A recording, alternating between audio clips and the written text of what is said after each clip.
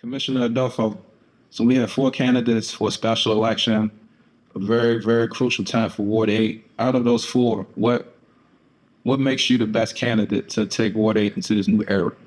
I believe I'm the best qualified candidate because I've been doing the work that's necessary to move us forward.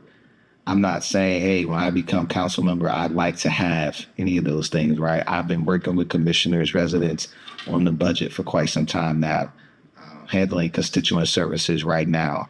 Right now, roads are getting repaved that I put requests in with the District Department of Transportation to have repaved. We're making sure that we advocate for those things in the budget. So those are things that are happening right now. And with more power as the council member, we can make sure some of those things do become realities as opposed to just recommendations. These things could have happened quicker if, we had a council member that could see these things that are in need and make them come into fruition. What's your vision for Ward 8? I think that Ward 8 has the opportunity to be reimagined into a place to where we can have a town center be rebuilt on St. E's campus. We have the UMC campus can be rebuilt. We have the opportunity to create a safer community for elders who are in the twilight of their life to feel safe, where our children can, feel safe when they go to and from school. We have the opportunity to produce a workforce that can participate in the economy in this ward. And that's what I want to be able to help usher in.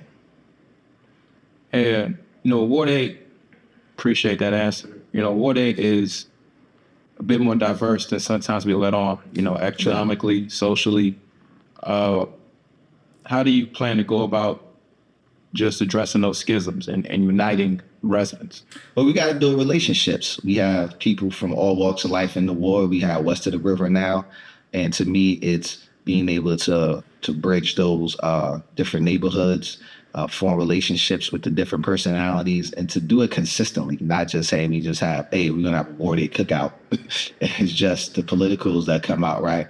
But it's finding the points of interest, the things that are important, and practically finding ways to have people at the table, having all of the different commissioners from across the ward come together and to have meetings and for us to strategize and plan together, to be those voices that make the recommendations. Because the truth be told, no one person can service 86,000 people.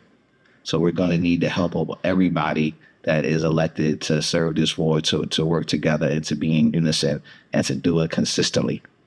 So to that point, has that been something you've seen in your years as an ANC, just sometimes the onus being placed on one person?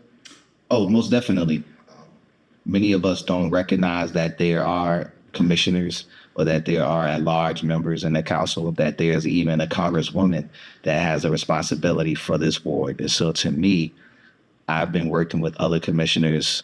I've been endorsed by over a dozen commissioners because we've been collectively working together. And so to that end, we would be able to do more once we can get into the office. And what makes this campaign different than the one you ran during the general election? So the primary. That's right. Forgive me. So one, more experience, having been able to understand more what our community's needs are. And to be quite frankly, we found ourselves in this position because of alleged government corruption. No doubt. We talked about this earlier. I think on camera is a better feel. Right. On Monday, you spoke about your grassroots organizing experience. If you could just talk to me about the parallels between that and civic engagement. Well, honestly, I believe that they're one and the same. The goal is to make the community better. So whether it's consistently knocking on doors, dealing with issues of police brutality or food access, or whether it's around the budget, all of these issues impact us, and we want to see the community be better. And so, grassroots is just an approach to trying to make the community better. Some people can just throw money at an issue. Grassroots folks tend to knock on doors. They're out in the streets. They're rallying people. They do a lot more work on the ground level. So to me, I've been someone who really appreciates the boots on the ground type of approach. It gives you a chance to actually build relationships, to talk to people, and to see from an intimate level what challenges people are going through, but also what successes that we have as a community. I think we focus a lot on what the problems are, but I also say, hey, if we got something that's going well, let's figure out how we can expand on that and how we can duplicate it and bring it to other communities and other neighborhoods. So to me, having had experience in being a grassroots organizer, it gives you the chance to build those relationships, to talk to people, and to see what they're going through, so that when you're crafting policy, when you're putting together the budget, you keep those people in mind, because those are the people who these budgets will impact. These are the people who those policies will impact. Last question. You're going to be coming into office either at the tail end of the budget season or with the FY25 supplemental and FY26 already solidified. Mm-hmm. What is your plan as a councilman at that time?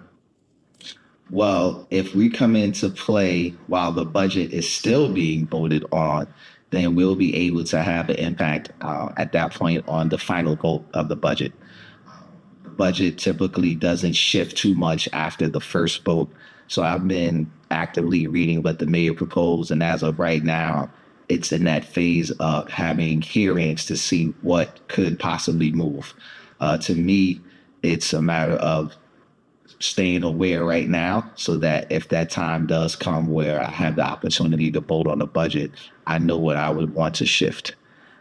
But I can't answer that right now because nothing has shifted. If we have the opportunity to come in and the budget is already voted on, at that point, it would be making sure that we can, because council would be in recess. So then it's working to get the community together in the space that it needs to be able to go a different direction from what we've had from the last 8 to 9 years. I think that has been some good work that has been done, but now it's time for us to go a different direction, but use that as a foundation. And to me, what that looks like is solidifying all of our elected leaders in the ward, getting us on the same page. We know that school will be coming up at that point in a few weeks. So making sure that we have our safe passage programs together, making sure that our out of school time programs are ready to go. Working with our Ward 8 clergy to make sure that they can be a part of that process as well. I also look at our need for better quality housing, and I've talked to some pastors in the community. Churches have a lot of property that could be used for senior housing, for affordable housing, for market rate housing, for mixed income housing, which is what we really need in the community. And so being able to work with them to see how we can transform some of the spaces that churches aren't able to use to provide some of those things in our community. Is there anything you want to leave us with before we wrap up? Out of respect for your time. I think that Ward 8 is a great place to live. We have an opportunity to do something different. We don't want the same old thing that's been in there, no matter, whether it's been for just a couple of years or it's been for 20 plus years. It's time for us to go a different direction to get different results. And to be able to have somebody who has that experience of getting things done is somebody such as myself. Salim, thank you so much, man. Yes, sir.